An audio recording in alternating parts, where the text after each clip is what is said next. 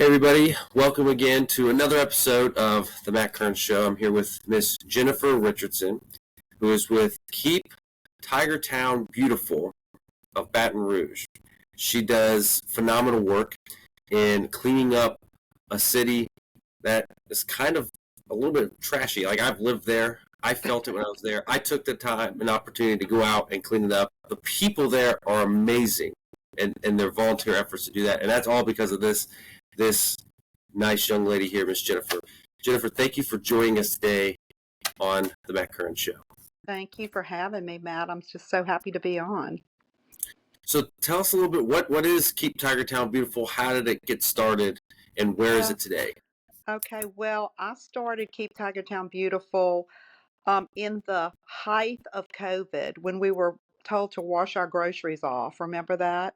Pull your blinds down, don't talk to people, wear a mask, blah, blah, blah.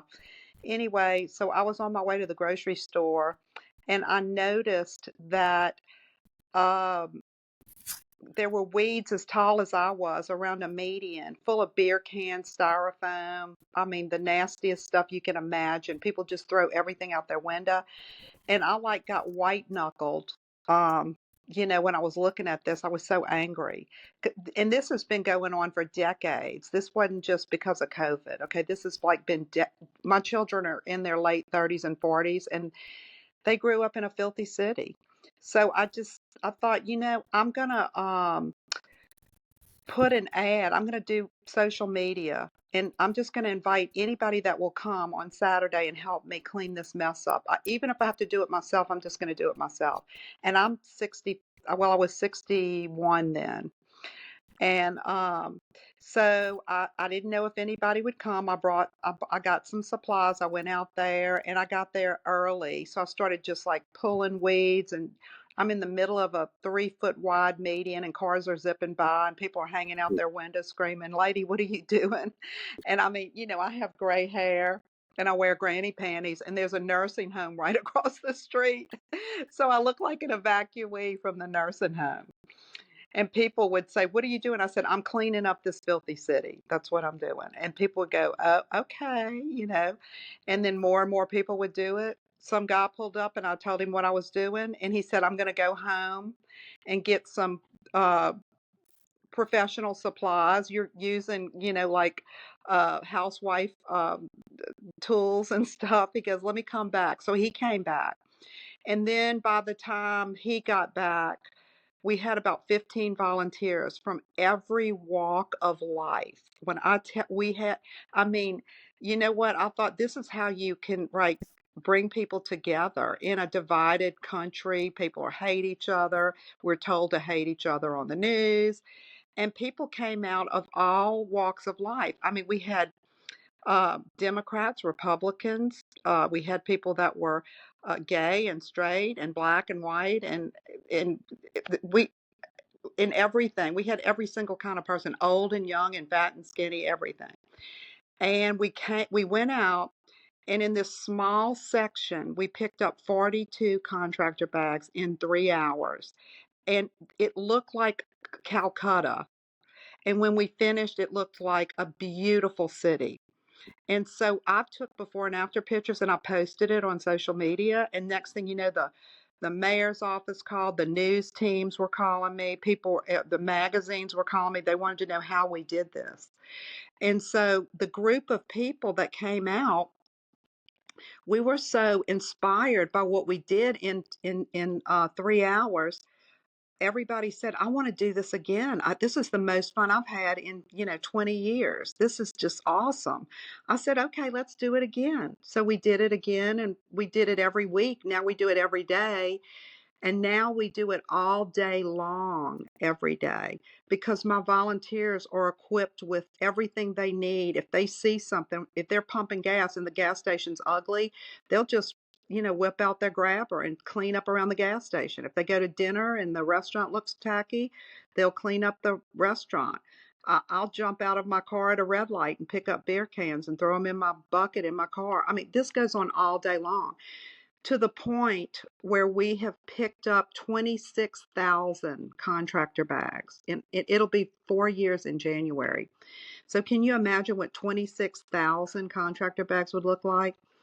Also, we put out 190 public trash cans. We used car wash soap drums, and we cut off the tops and put holes in the bottom. And we take the concrete that is on the side of the road from all the busted up curbs that the city never fixes, and we throw the concrete in the bottom of the can to stabilize the can so they don't fly around, and we put a bag in them, and we most of us are over 60 years old, up to 90 years old, and we service our cans. The ones that are under the interstate, the ones that are on the exit ramps, the ones that are next to park benches or wherever And they for are, those we that service them ourselves. for those of you that don't understand what she's talking about servicing their cans, like I've been there, they'll have cans on the side of every interstate, every nook and cranny. I used to live off Blue Bonnet Right. and Burbank. Right behind there, there's cans there, and you'll see people. I've been there personally at a stop sign. They'll get out of their car and they'll run and they'll put something in there. Just average, ordinary citizens. It's very Right. inspiring to see private folks coming together. I think you're right. It's bipartisanship of everybody wants a clean city. I don't really Right. meet any normie that's like, hey, I really want a dirty city and just throwing trash out. Why do you think because you mentioned the mayor called you everything. On your website, it says it saves taxpaying dollars. Our taxpaying dollars in Baton Rouge, they have a facility that goes around and cleans it up. Why are you more efficient than the Well, city of Baton Rouge? Well, to be honest with you, there's no way a government can do this kind of work. There's no way that could ever happen because people are so disrespectful, especially in Louisiana. They'll just throw their diapers out, bags of crawfish out, the most disgusting things you've ever seen in your life. They'll just throw it in a parking lot or on this road, and then we have a homeless population, and I call them homeless. I don't want you to think I'm down on homeless people because I give to homeless people and I help them. But we have a drug problem that is out of control. We've got a fentanyl issue, and these people don't even know what they're doing. And people are handing them money hand over fist all day long. And so all they want to do is buy more drugs and Narcan. They get that free. They get methadone for free. They get their needles for free, and they're shooting up all day long, and our tax dollars are paying for this. So the litter and the filth, they go, they what happens is, I'm getting off the subject, but if let me go with this, okay, because I have ADD, if you haven't No, no, noticed. go ahead. So what happens is when they start taking over an area, the let's just say a bank goes out of business, okay, because it's just in a bad area now. Well, what happens is they move into the bank, they bust in, they go in there with stolen grocery carts, hundreds of them, and they all cram in there. And it, it by the time we can get the building, you know, so the police to go by there and get them out, the building is completely contaminated. There is no saving a building like that. You have to mow it down because of the drugs, and what they're doing in there is disgusting. I cannot even begin to tell you. You can smell it from the outside of the building. It's so awful. So this goes on. We have had buildings demolished. We've had under the interstate where there's two, like a dividing walls, parallel to one another, where they stand and they walk up and down panhandling for money and other stuff. There's like, we pulled out 64 contractor bags of rotten food that was never opened or eaten. I'm talking like Ruth Chris steaks, piping hot, king crabs. I don't know what people are thinking, and they're not interested in the food because they're getting so much money they could go to any restaurant they want to. um, and this has just been a real big problem. They're taking over, and so once they take over a building, in that building, the neighbors, the other businesses, those businesses go out of business, and the building behind and the building in front, and then it just it's just it's a nightmare unless we get a grip on it. So we try to go in these homeless camps, these drug dens, and we flush them out. We go in there and we clean it all out. We get the police to go in there, or the Cajun Navy, United Cajun Navy comes with me. We'll get a drone and we'll make sure there's nobody there, and then we just get with it and we just start cleaning it up. And I, sometimes we have to have two dumpsters, two rolling dumpsters to get all the stuff out. It's just so filthy. you bring up a good point because a few times that I did it with you, I found Right. it interesting that as we were cleaning up, for some reason, just the idea of cleaning it up made it a deterrent for homeless people. Like they just got up and left on their own, and there were people with Yeah. backpacks walking around. They just picked it up and left. I found that very psychologically interesting. I don't know what to make of it, but it begs the question: why is the city not doing anything about it? Clearly, you're getting the police involved for safety reasons and all that, and that's awesome Yeah. that you're doing that. But why is the city not being more proactive in the Baton Rouge area with the homelessness? Well, it's big, it's big. And it's like when I started the litter campaign, everybody said you'll never see, I mean, you're not going to see a difference. It's not going to work. Well, it's working big time. People are saying, "Hey, it's happening." How do you fix it? You stay on top of it. Like it's your family is drowning and you're going in after your family. That's how I feel. I grew up in Baton Rouge. It was a beautiful city. We were so proud to live here. And now these people are coming here from other cities. They're being bused here on a one-way bus ticket on tour buses, and they drop these people off. They're coming From the from Greyhound. Mexico, they're coming from Texas, and you know, and they just drop these people off. And it's not fair. I think they're getting rid of people in their jails because their jails are so full because they're letting so many people in that they're just letting these people just go wherever. And there's no mental health hospitals anymore or institutions. And so where do all those people go? They come here. Why do they come here? Because enforcement. They can't enforce it's too much to handle. This is happening everywhere. But I am fighting this. I am not going to let this, you know, continue as long as I have breath in my lungs. I'm going to do something about it. I've helped people that were addicted. Um, I've helped three guys get off the streets, get Wow. the help they needed, detox into a church program afterwards, and they're back with their families. They have jobs and they're very grateful. Okay. So I'm not a mean person that's going in and, you know, busting up in these places and making these homeless people. They're not, they're there by choice. Because I ask them, do you need help? And I can get you a job. I can get you housing. All you got to do is just tell me yes. And they all, 99% of the time, they tell me, no, I'm good. So I know what that means. It means they're doing, underground work. They're doing work that, um, under the radar so people don't find out about it. Human trafficking, for one, drug dealing, uh, crime rings, prostitution. We see all this in these camps. I we busted a camp one time and it had about 50 license plates on it and registration forms, brand new ones. So they had a little ring going, and we confiscated all of that. And we just can't get the help that we need to get these people arrested. That's the problem. And I So it don't have sounds like the the answer to city that. We need somebody that's super tough on crime. super tough on crime, active with policing, Yep. reasonably active on policing.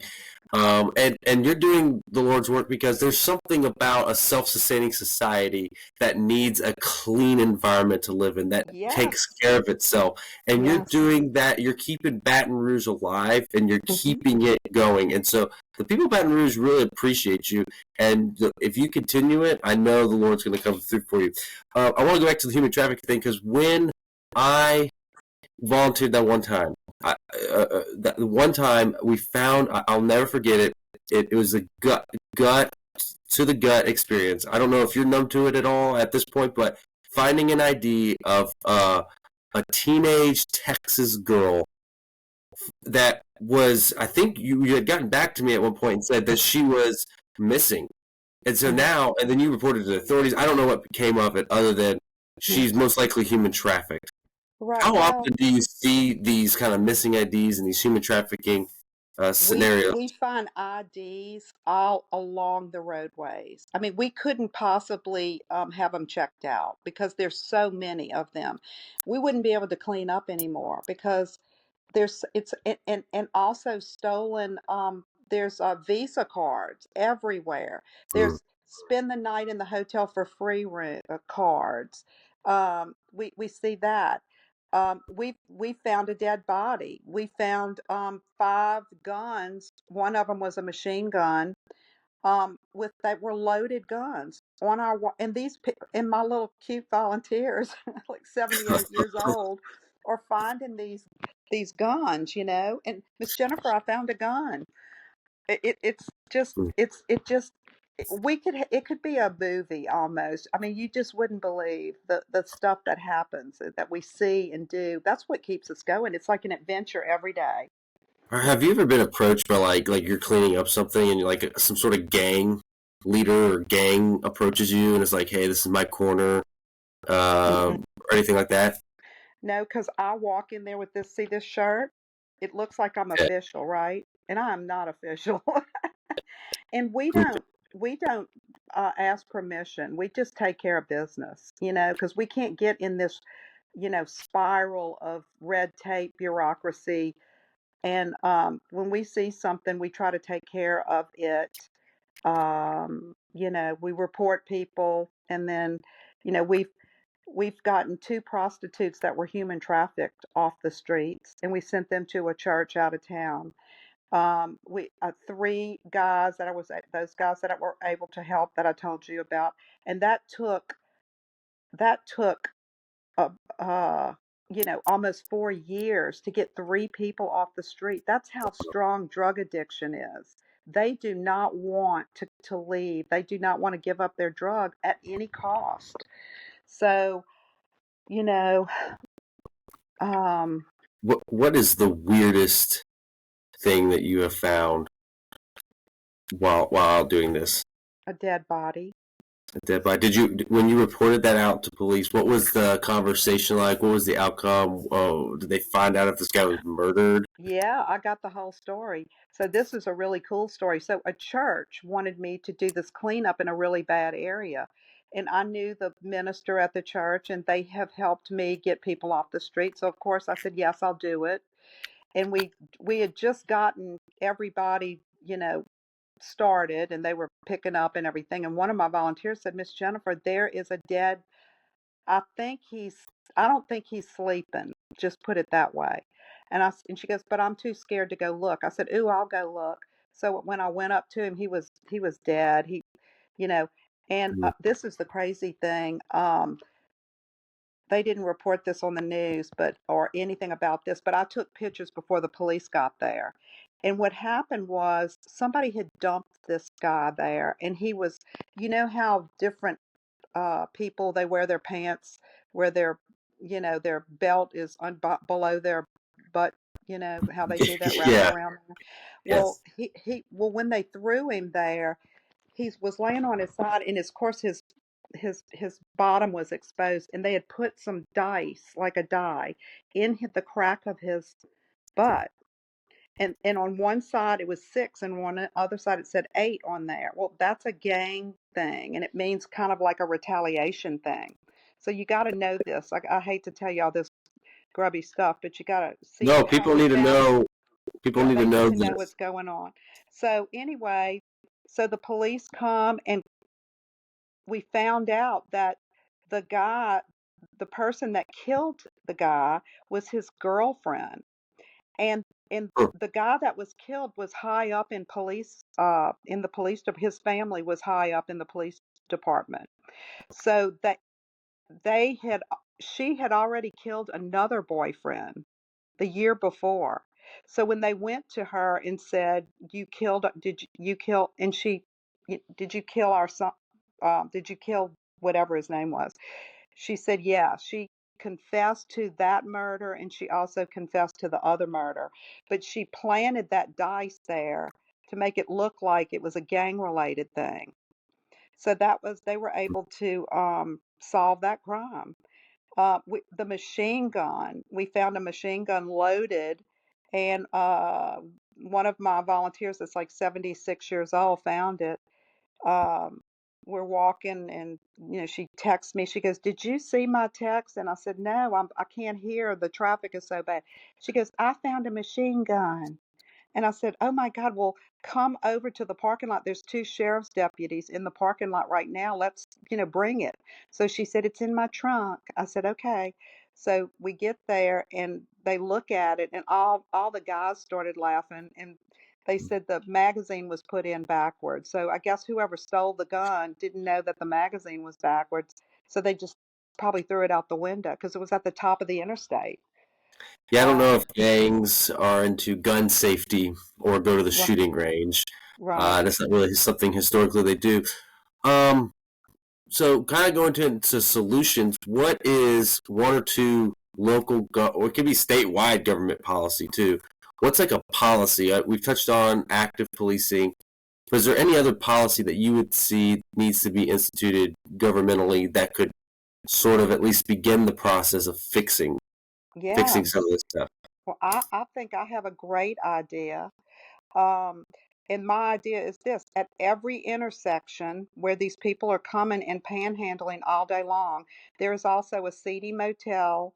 There's also a community health center, which is really just a free needle, Narcan, and methadone place where they can get that for free.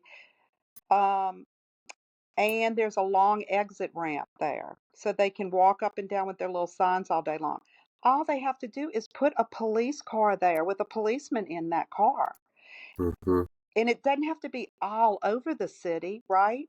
All they have to do is put it at three different exit ramps in Baton Rouge, the ones that have the worst, most horrible problems, because they don't want to be at an exit where there's not a long ramp, a seedy motel, and a plasma center where they can get plasma for drugs and stuff like that. I mean, it's just oh, what about a marijuana dispensary? They're just popping up all over the place. So, and they're in these areas. So my thing is just put a police unit and it wouldn't have to be forever, just until they know that we're not going to tolerate this in Baton Rouge. I mean, go to another city where they love to let people in the city and everybody's, give uh, a teddy bear to a thug kind of thing. We don't want to tolerate this, in our city. It seems So, like a pretty simple solution. You don't even need to be an very active police chief to right, understand that. right. I mean, people Well, put police cars out just to stop speeders on the side of a road, just to make right, people pump their brakes. This is right. such a Well, simple thing. I don't even know if there needs to even be a cop in the car. right. Honestly, there needs to be a Well, police there car. needs to be a cop for sure because they're very smart. They're smarter. They're smarter than they're very smart. Anything they have to do to get that drug fix, they're going to do it, okay? But if there are cops all around there and arresting them because they're not supposed to be panhandling, they're not supposed to be putting up tents on private property or public property, but they just disobey the law. We put up Hmm. signs that say don't give to people on the street, give to homeless shelters or people that, where the money will be used to help these people. And they tear down the signs I've 20 seen feet up those in the signs. air. I've seen people still panhandling in front of the signs, and people still giving to them with Yeah, the they sign there. need to give a fine to the people that are giving money to these people. You know, I'll never forget, I went on a radio show one time, and the guy that was doing the interview, he said, "Jennifer, I know you, and I know you're a Christian woman. How can you say don't give to these people?" I said, "Let's put it this way. Do you have kids?" "Yeah."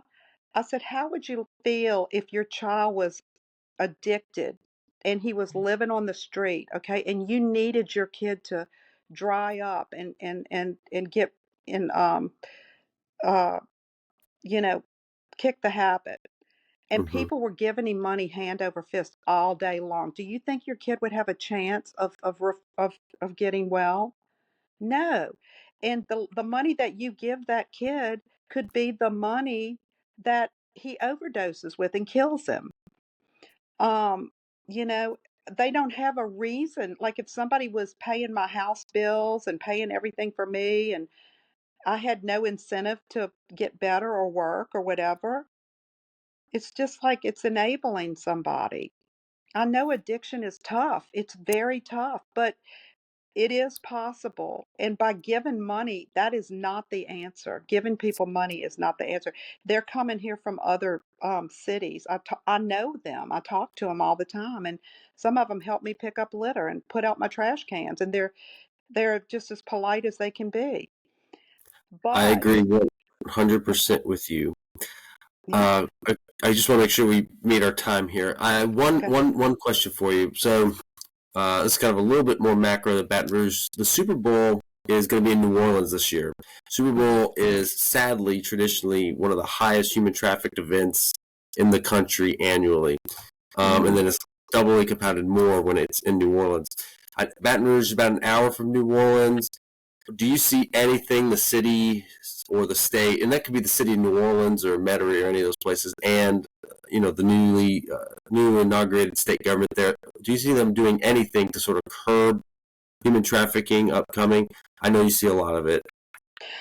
Well, we don't see the human trafficking end of this as much because we mainly see people that are dealing drugs or prostitution. We'll see these young prostitutes in hotel rooms and we suspect, that's what's going on with them, or in camps, we see it. And I've had an experience where I found a pregnant girl living in a parking lot, and she looked like she was 9 months pregnant. And I know she was human trafficked, and she would not let me help her. She's so afraid. They don't trust anybody. But as far as Why is human that? trafficking, What was guess she? What who's was she? you? Huh? What was she? What would she be afraid of? Can you She expand was on that? afraid to trust anybody. Mm, Trust. Okay. She looked like she was about 8 months pregnant. And when I told her, I said, honey, please let me help you. I said, you're pregnant. And she goes, I am not pregnant. I just haven't had a period for a very long time and I'm mm, bloated. She did not want me to know that she was pregnant. And then all she could talk about was people giving her 50 cents for her baby. So, I mean, where do you get that unless you were trafficked? She was mm. terrified that somebody was going to take her baby for 50 cents. That's what she told me they were doing. Um, so just dealing with that and, you know, going back to the human trafficking thing, I thought the human trafficking was like a I'm sure it's a drug thing, but people that are poor in poor states, they grandfathers, fathers, uncles, brothers are trafficking their own family members for money. Mm. In Mexico, they'll come and buy your kid for $15. And there's an organization in Mexico where the nuns will go and buy these children for $15 to keep them out of the sex trafficking. And they take care of them and they teach them a skill. And, you know, it's very complicated and it's people need to be very careful. Do not let your kids out of your sight. Jennifer, where can people see, kind of go way back to the beginning, see the before and after pictures that you awesomely do when you clean out places? Oh, Where can people okay. donate? Do you have a Okay. website, anything like Yeah. that? Yes, if you join us on our Facebook page, it's called Keep Tigertown Beautiful.